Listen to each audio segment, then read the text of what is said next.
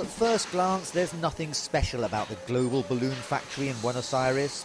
40 or so workers attending to noisy machines, producing something like 200,000 balloons a day for birthday parties, weddings and other special events. There's a buzz about the place, a friendly spirit, but something is missing. Look again. Have you got it? OK, I'll tell you. There are no bosses, no executive dining room or designated parking spaces for the manager's cars. This is a cooperative, or what's known here as a fábrica recuperada, a recovered factory, run by the workers, for the workers. We never thought of working without bosses. It's much better working without them. We have learned to be more responsible, to look after our tools, and we are producing. We are working really well.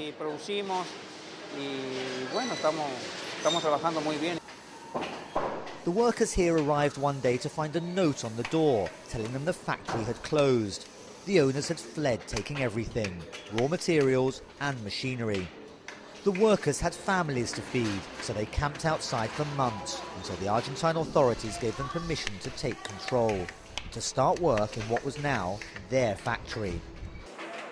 In many ways, it was an act of desperation by the workers of Argentina, victims of an economic crisis. They took a gamble which appears to be paying off.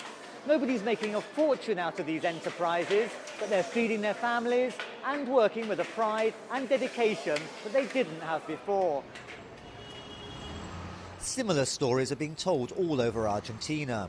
The workers taking control after the bosses fled. There are about 200 cooperatives nationwide, including a chocolate factory, a glass producer and a cooperative school. But one of the best-known symbols of the movement is the Bauen Hotel in the heart of Buenos Aires, employing more than 160 people, each with a stake in the enterprise. Patricio says it was wonderful working for yourself, with your pals. It's great, he said, working like one big family.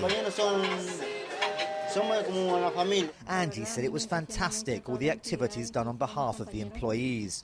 That the Bauen was a project worth fighting for. Maria said the difference was that they were much more relaxed. They could develop and put their own ideas into operation.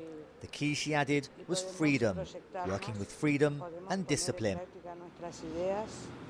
The 220-room Bauen was built under the military government in power in Argentina in the 1970s and 80s. It's involved in a constant legal battle with the original owners over what is a prime site with huge potential. But in the meantime, the receptionists, chambermaids and waiters, the owners, go about their jobs, working for themselves, for each other and for Argentina's growing cooperative movement. The system is by no means perfect. There are internal rivalries and sometimes lack of direction. It can be difficult to find capital investment. One of the few offering loans is the company La Base. The problem is, first of all, to convince potential clients that they are able to produce and they could keep a good quality. You know, there's always a prejudice against cooperatives and workers doing it themselves. Secondly, they need capital, because the banks are probably the hardest ones to convince that it is possible. Argentina's left-of-centre, worker-friendly government generally allows the cooperatives to develop by themselves, without interference.